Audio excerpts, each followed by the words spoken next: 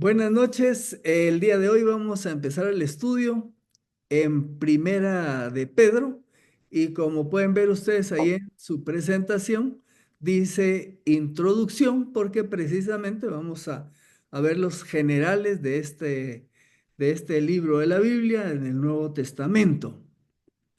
Como siempre, entregamos el tiempo al Señor. Padre, te damos gracias porque estudiar tu palabra es un privilegio, es un gusto, es alimento para nuestra vida, es lámpara a nuestros pies, lumbrera a nuestro camino. Te pedimos que tú obres y que lo que vamos estudiando tú lo vayas usando para edificar la vida de cada uno de los que participamos en este estudio. En el nombre de Jesús oramos. Amén. Bueno, Primera de Pedro. Vamos a ver. En una Biblia impresa, si usted busca, porque las Biblias estas electrónicas no necesariamente tienen el título ese, pero en una impresa va a encontrar un título que puede ser la primera epístola de Pedro, otras va a ser la primera epístola del apóstol Pedro, en algunas ocasiones podría decir eh, la primera epístola general del apóstol de Pedro, o sea, varía el título que le pongan en las Biblias impresas, pero en los libros originales usualmente va a aparecer solo que es la epístola de Pedro. Ya que mencionamos la palabra epístola, una epístola es un género literario que consiste en una comunicación escrita de un autor a uno o más receptores. Según el diccionario de la lengua española, una epístola es una carta o misiva, misiva quiere decir carta, ¿verdad? Que se escribe a alguien.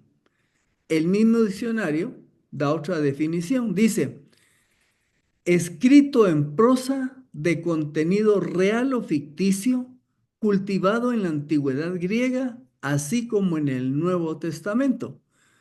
Dice que es un escrito en prosa, entonces le puse ahí un asterisco y abajo usted puede ver la definición de prosa.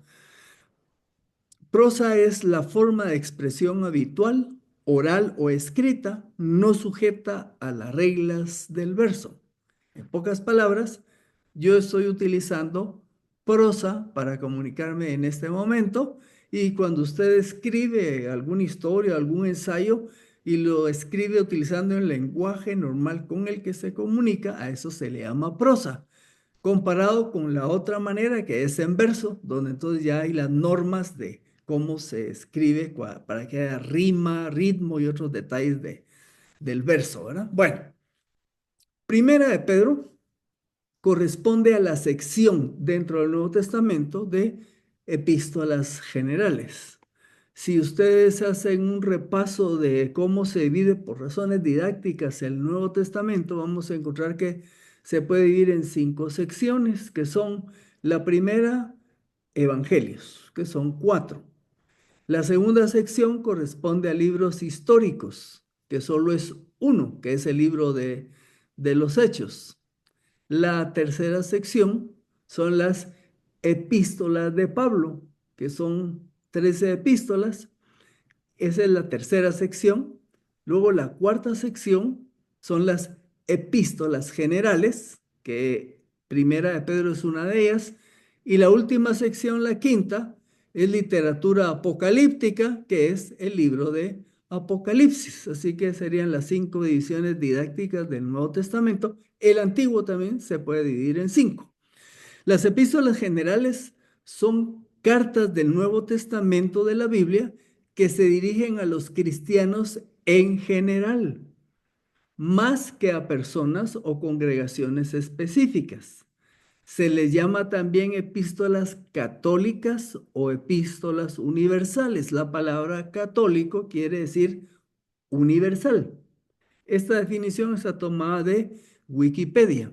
De nuevo, ¿por qué se llaman generales? Porque están dirigidas a un público abierto, hablando obviamente inicialmente de cristianos, pero se contrastan con las epístolas que escribió Pablo, que esas están dirigidas a personas o grupos específicos. Si usted quiere ver, bueno, ¿cuáles epístolas le dirigió Pablo a personas? Pues la de Tito, la de Filemón, la de Timoteo, ¿verdad? Ahora, a grupos, pues tiene usted Romanos, Corintios, Gálatas, Efesios, Filipenses, Colosenses, ¿verdad? Y mencioné Tesalonicenses, ahí están. Esas son cartas dirigidas a personas o grupos. Bueno, Primera de Pedro corresponde a la sección de epístolas generales. El formato, ya que dijimos que es una carta, ¿verdad?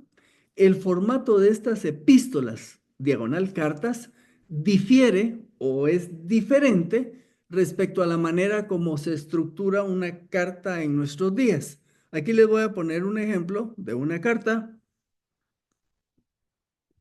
como usualmente escribimos hoy día. Guatemala, 7 de abril de 2025.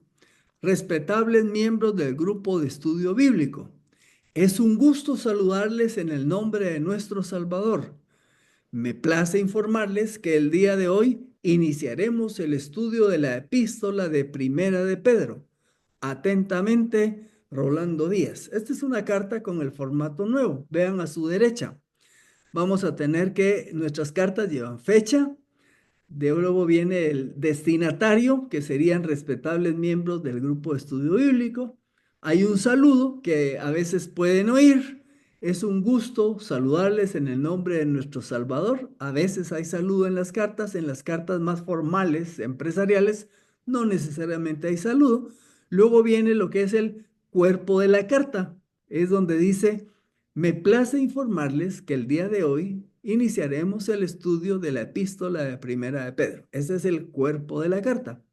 Luego una despedida donde dice atentamente o esperando recibir pronta respuesta, me suscribo de ustedes, ahí hay una despedida y luego viene el nombre del remitente que está hasta abajo. Así lo hacemos nosotros. Primero empezamos con el fecha, destinatario y al final está el remitente. El remitente es el que escribe. Vamos a ver que este formato no es igual en las epístolas del Nuevo Testamento. Aquí tenemos los versículos 1 y 2 y resalté algunos de los aspectos con otro color. Pedro, apóstol de Jesucristo, a los expatriados de la dispersión en Ponto, Galacia, Capadocia, Asia y Bitinia, elegidos conforme al previo conocimiento de Dios Padre por la santificación del Espíritu para obedecer a Jesucristo y ser rociados con su sangre. Gracia y paz les sean multiplicadas. Como pueden ver, aquí tenemos al remitente primero, después vienen los destinatarios y ahí al final es un saludo. Gracia y paz les sean multiplicadas. Y ahora nos vamos a ir a los últimos versículos de esta epístola en el capítulo 5. Les he escrito brevemente por medio de Silas, a quien considero un hermano fiel, para exhortar y testificar que esta es la verdadera gracia de Dios. Estén firmes en ella. Les saluda la iglesia que está en Babilonia, elegida juntamente con ustedes, también Marcos, mi hijo. Salúdense unos a otros con un beso de amor. La paz sea con todos ustedes que están en Cristo. Aquí lo que tenemos es un saludo final y como vimos tiene un saludo al inicio. Ahora vamos a ver las dos estructuras. El formato de la carta moderna está a su izquierda y el de una epístola a la derecha. A la izquierda vamos a tener fecha, destinatario, saludo, a veces coloqué, cuerpo de la carta, despedida y remitente. En la epístola vamos a tener, número uno, que no tienen fecha y eso nos ha dado problemas en todos los libros de la Biblia porque normalmente no vienen con fecha, así como lo hacemos nosotros. Luego, la epístola empieza con el remitente. En vez de que vaya al final como nosotros, empieza ahí. Si ustedes se van a ver las de Pablo, empieza diciendo Pablo a y luego describe a quién les está pues anotando esta epístola. Después del remitente vienen los destinatarios, es a quienes se le está escribiendo, que ya vimos que es a todos los expatriados, ahí dice Primera de Pedro, ¿verdad? Y termina esa primera sección con un saludo. Después del saludo viene ya todo el cuerpo de la carta, que en este caso serán a partir del versículo 3 del capítulo 1 hasta llegar a los últimos versículos que le leí recientemente, que es donde termina con un saludo. Ok, autor, ¿quién escribió? Pues obviamente, como la misma nota lo dice, pues fue Pedro. Aquí me conseguí, obviamente no tenemos fotos de Pedro, pero esta que ustedes tienen ahí que se están abrazando es una foto de la serie esta de Chosen, ¿verdad? Entonces deduzco que el más bajito es Pedro, ¿no? Es una manera más, llamémosle, ¿qué dijéramos? Amigable de presentar a los personajes del Nuevo Testamento, pero abajo a su derecha les puse una imagen clásica de cómo se ve las imágenes de Pedro en un hombre con una mirada así de santo o algo, ¿verdad? Entonces, bueno, es solo para tener una ilustración de que es el apóstol Pedro. Pedro o Cefas, el apóstol hijo de Jonás, así se le describe en los evangelios, ¿verdad? Hijo de Jonás. Era hermano de Andrés y este Andrés a su vez era discípulo de Juan el Bautista. Y si ustedes se recordarán, los primeros que siguieron a Jesús fue Juan y Andrés, y luego Andrés fue a decirle a su hermano, hemos encontrado al Mesías. El estado civil de Pedro era casado, ¿verdad? Eso lo vemos tanto en los evangelios, porque en una oportunidad Jesús va a la casa de Pedro y sana a la suegra de Pedro. Así que si tenía suegra, es porque era casado. Perdón. Ahora, hay otro pasaje en donde Pablo le escribe, me parece que a los Corintios, y él dice, bueno, yo también como siervo del Señor tendría ciertos derechos. Por ejemplo, hay otros hermanos que tienen esposa y menciona a Pedro, ¿verdad? Por eso sabemos que Pedro era casado. ¿Cuál era la ocupación de Pedro? Era pescador. ¿Y de dónde era? Era de Galilea. Galilea era la parte norte del territorio de aquellos días de Israel. En el norte quedaba Galilea y en el sur quedaba Jerusalén. Y Jesucristo se mueve a través de su ministerio básicamente de norte a sur. Algunos momentos en Galilea, otros momentos en Jerusalén. Jesucristo vivió, o sea, vamos a hacer un mini repaso. Jesucristo nace en Belén. Belén queda cerca de Jerusalén, corresponde al área de Judea. Sin embargo, su padrastro, que era José, se trasladan y se van a vivir a Nazaret. Nazaret queda en el norte. Y luego cuando está en su ministerio, Jesús se traslada a una de las ciudades que quedaban alrededor del lago de Galilea. Bueno, el nombre original de Pedro era Simón y el que se lo cambió fue Jesús. Jesús cuando lo conoció le dijo, tú ahora serás Cefas. Cefas quiere decir piedra y es lo mismo que Pedro. Petros es en griego y Cefas en arameo o hebreo. Ambos quieren decir piedra, ¿verdad? Entonces ya vamos a ver que en algunos pasajes se les refiere como Simón, a veces como Simón Pedro, y luego más adelante en las epístolas de Pablo, pues hace mención únicamente con el nombre de Pedro. Bueno, paternidad literaria. ¿Qué quiere decir paternidad literaria? Quiere que se refiere a que quién escribió el libro y cuando se habla de paternidad literaria, pues se va a discutir si de verdad es la persona que estamos diciendo. Les voy a poner un ejemplo. En el caso de Daniel, el profeta, como él en su libro habla de hechos futuros, pues habla de, ellos estaban en ese, Daniel estaba como cautivo, aunque con una buena posición de trabajo, llegó como cautivo desde Jerusalén a Babilonia y luego ahí llegó a ser prácticamente primer ministro de Nabucodonosor. Ok, Daniel escribe y habla de que vendría el imperio medo-persa, después describe el imperio griego y con la imagen que soñó Nabucodonosor también se describe el imperio romano.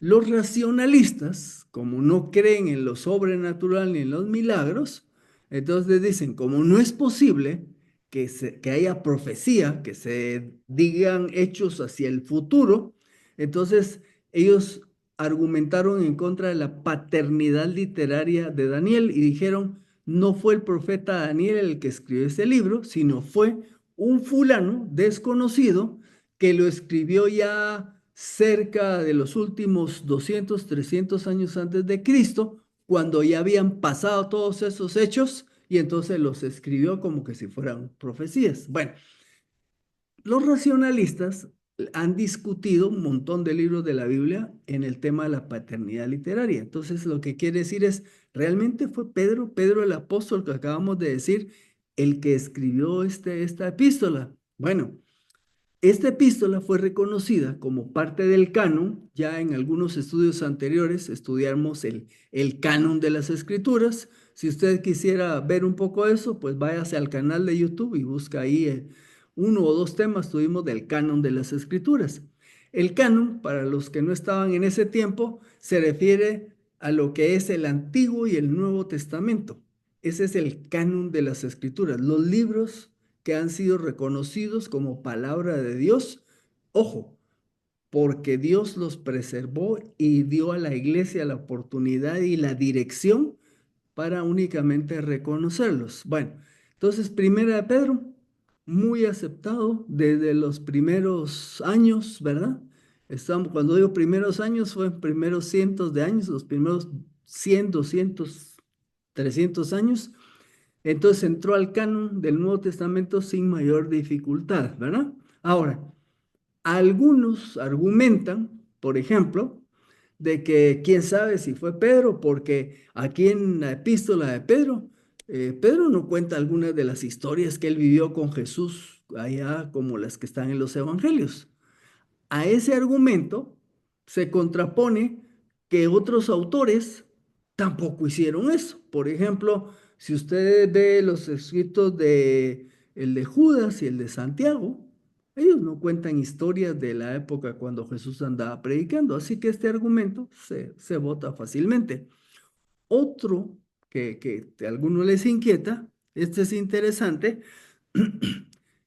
para nosotros, pues lo leemos y tal vez no nos podemos fijar porque está en español, pero los que saben griego dicen que esta epístola está escrita en un griego de muy buena calidad que no corresponde a un pescador, me explico. Porque dicen, Pedro no era un hombre muy estudiado, pues era un pescador.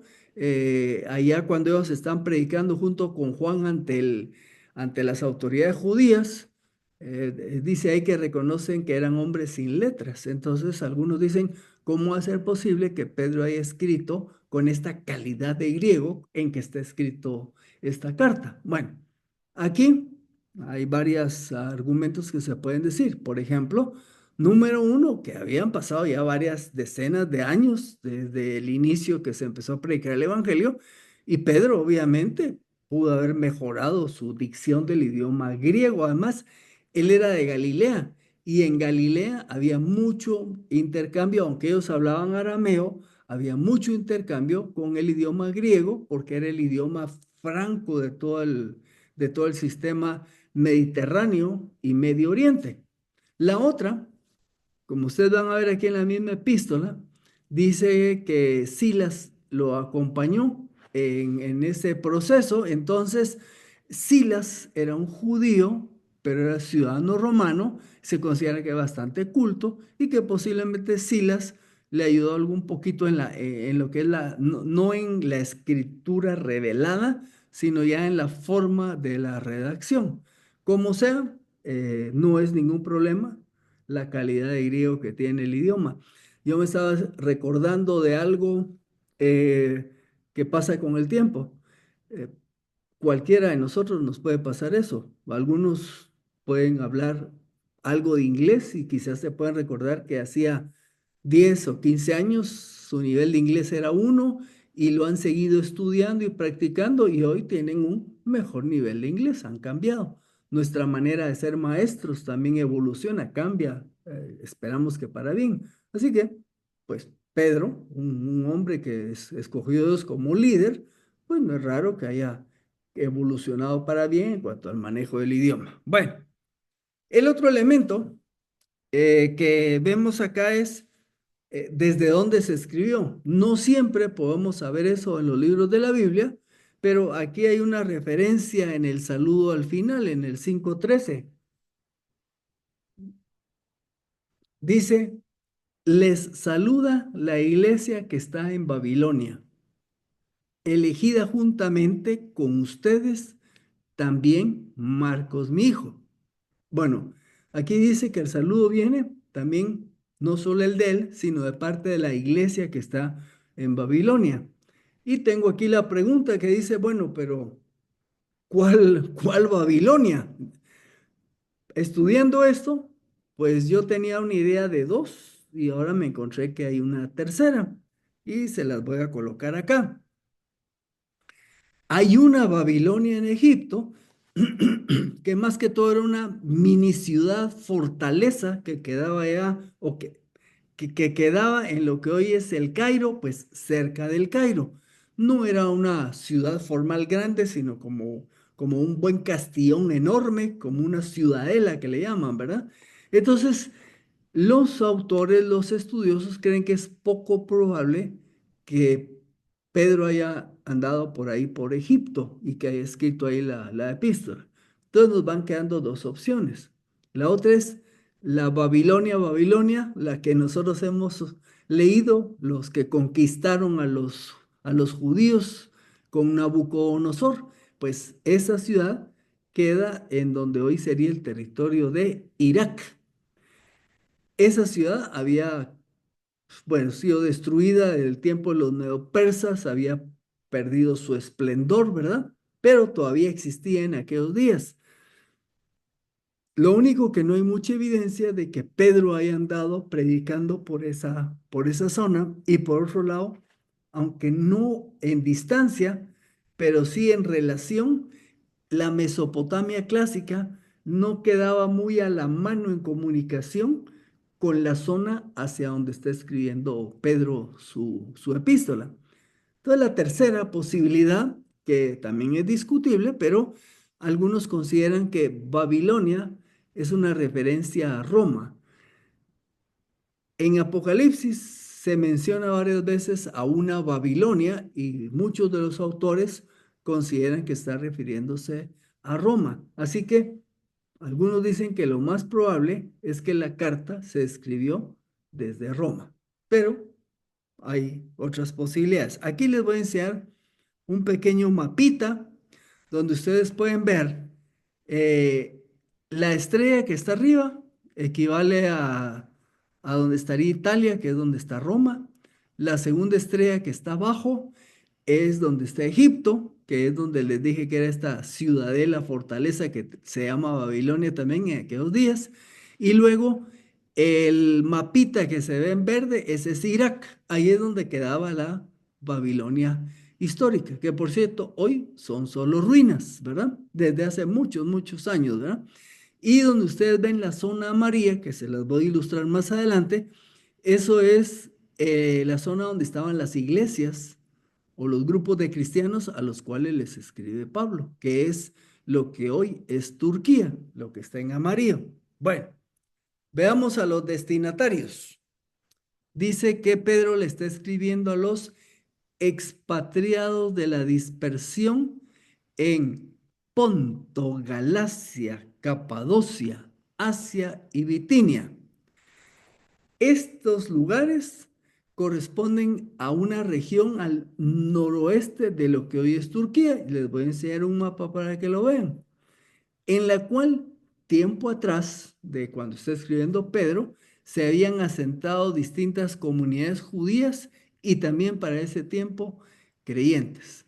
Ustedes saben que más o menos en el año 722 el imperio asirio conquista a lo que es el territorio de Israel al norte y se llevan cautivos a toda la gente y la distribuyen por el mundo conocido de aquel tiempo y muy pocos regresaron.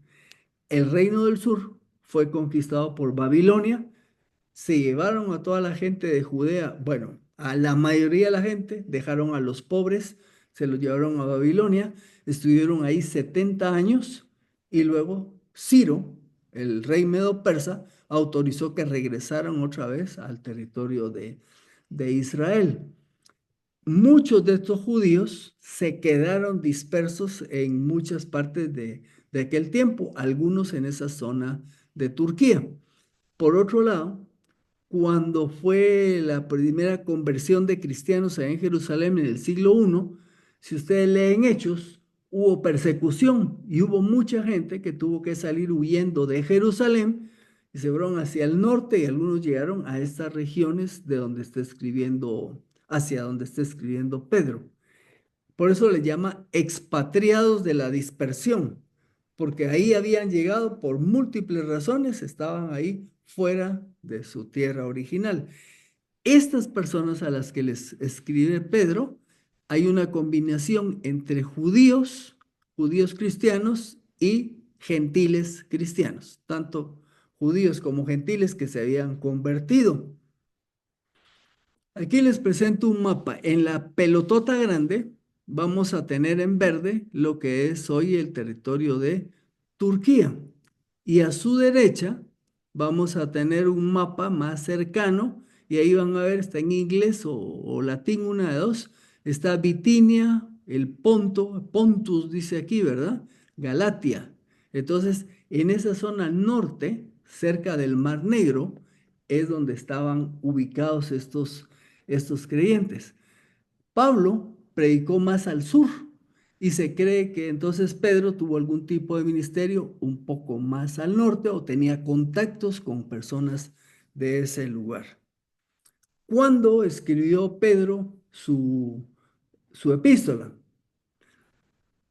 Estos son cálculos aproximados. Recuérdense que por la época que estoy mencionando acá, fue cuando estuvo de emperador Nerón, ¿verdad? Y fue en el tiempo de Nerón cuando tanto Pablo como Pedro perdieron la vida. A Pablo se considera que fue degollado, no, eso no aparece en la Biblia, se conoce por fuentes extrabíblicas, y Pedro, la tradición cuenta que fue muerto crucificado y como él consideraba que no merecía ni siquiera morir como su Señor, pidió que lo crucificaran de cabeza.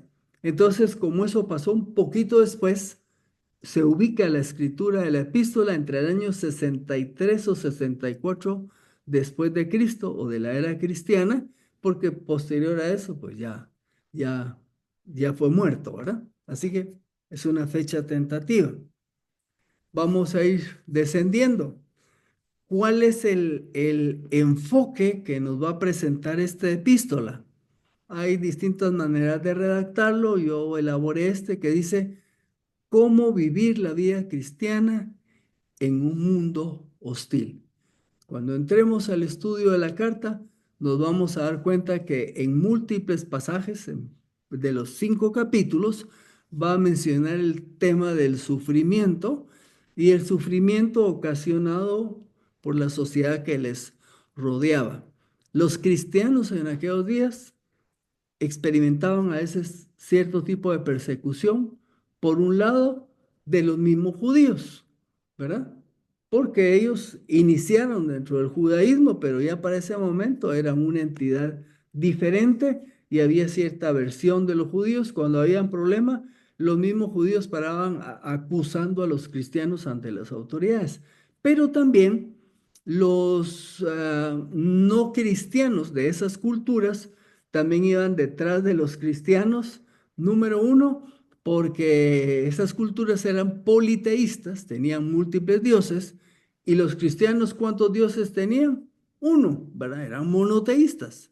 Y luego, también dentro de los datos curiosos que se sacan por ahí, como ellos comían el cuerpo de Cristo, en algunos lugares los acusaron de que eran caníbales, ¿verdad? Porque en la Santa Cena se hablaba de ese término, pero en realidad, y a veces había persecución por estas múltiples causas. Los cristianos vivían vidas diferentes, de una calidad diferente, y eso afectaba a su alrededor. Así que Pedro nos va a dar instrucciones, nos va a orientar sobre cómo se veía la vida cristiana en un mundo hostil. ¿Tiene eso lugar para nosotros? Sí, vamos a tener distintas épocas, pero los cristianos, cuando nos damos color de cristianos, puede ser en algunas ocasiones que experimentemos hostilidad de la gente que está a nuestro alrededor. Ah, en nuestra familia, fuimos los primeros en creer en Cristo, del lado paterno y materno, ¿verdad? Y hacía algún inicio, una cierta molestia ahí, ¿verdad? Porque nos habíamos separado de la religión tradicional. Luego me recuerdo que en el barrio, también de parte de los muchachos del barrio, hubo una especie de rechazo porque nos habíamos hecho cristianos y no le llamábamos bullying, pero ahí nos hicieron un poco de rechazo en aquellos días. Y pues cada uno de ustedes pudo haber experimentado eso en su familia, en su trabajo, ¿verdad? Me decía una mi compañera en la universidad, es que los que son así como vos caen mal, porque fíjate que cuando vamos a una reunión, ustedes no toman y nosotros sí, y empezamos a hacer burradas. Y entonces, si ustedes no las hacen, entonces uno se siente mal que solo nosotros hacemos burradas, me decían, ¿verdad?